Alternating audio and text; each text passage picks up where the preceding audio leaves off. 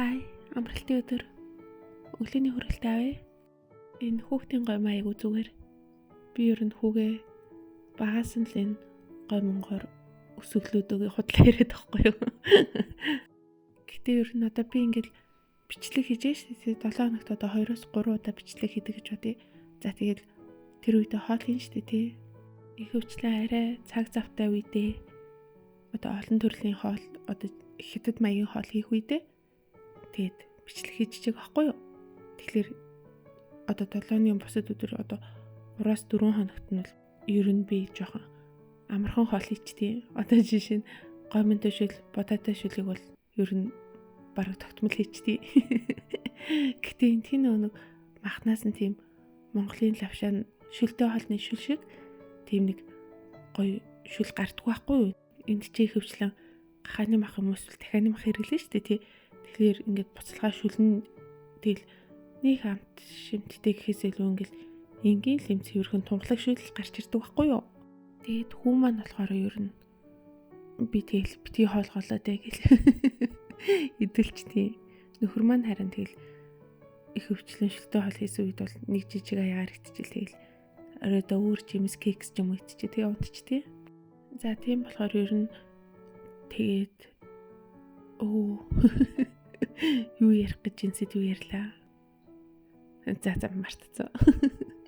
Ямар ч гэсэн бид нэр шилтэй бол идтий шүү гэж юу. Би сая ямар нэгтэй хүнс захиалахдаа хоёр өөр дэлгүүрээс их хвчлэн би ер нь ингэ захиалдیں۔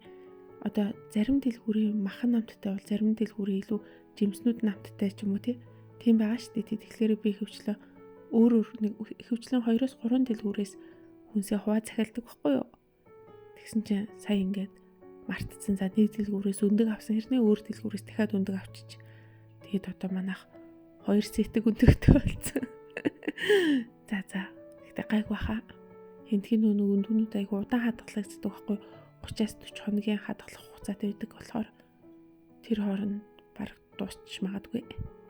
За хүргэл ирлээ. Хүүдээ нэг хэдэн курчиг захиалсан.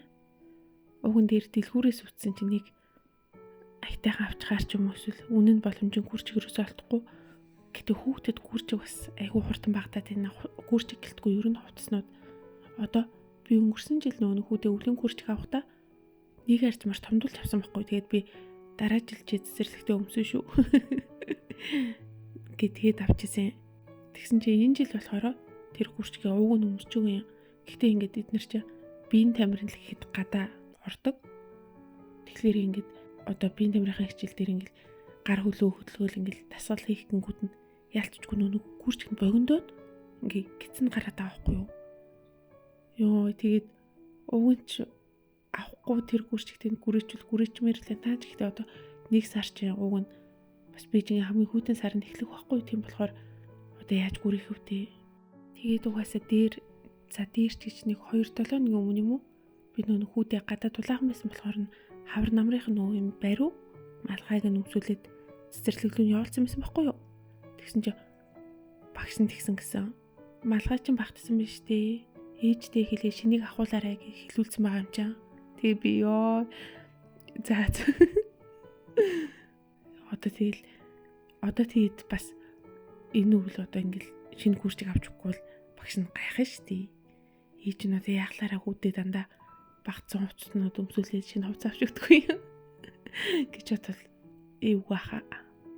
Хятад гэхдээ ер нь хүний нэг тийм гаднах байдал өмсөн зүснэр нь нэг ялгаж тэрийг нэг ачаал бүтэл ууг нь өгдөггүй юм.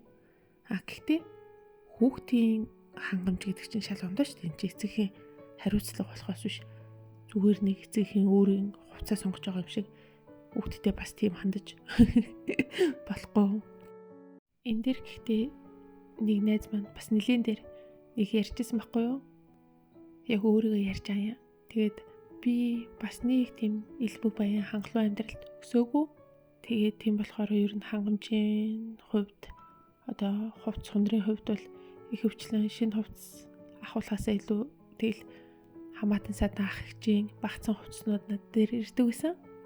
Тэглээгээ тэр нь надаа ерөөсөө хүн санагддаггүйсэн. Би заавал шинийг бус хүүхдүүдтэй адилхан гоё хувцастай бай гэж хүсдэггүй байсан. Угаасаа миний нөхцөл нь боломжгүй байсан болохоор тийм байсан.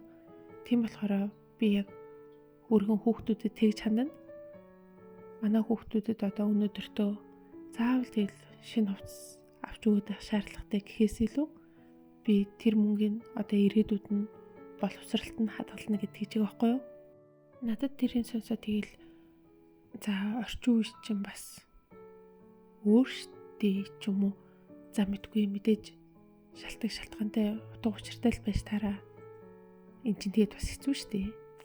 Хятадууд бол их хвчлэн материалын зүйлсийг шүтэж гэх юм уу илүү утга учир өгч амьдрдаг шүү дээ. Тийм болохоор өөр хүүхдтэй болохдоо хүртэл урьдчилаад одоо мөнгөө бэлддэг.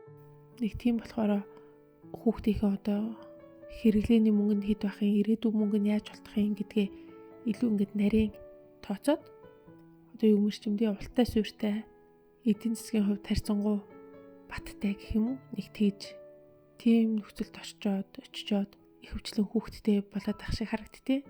За бай бай.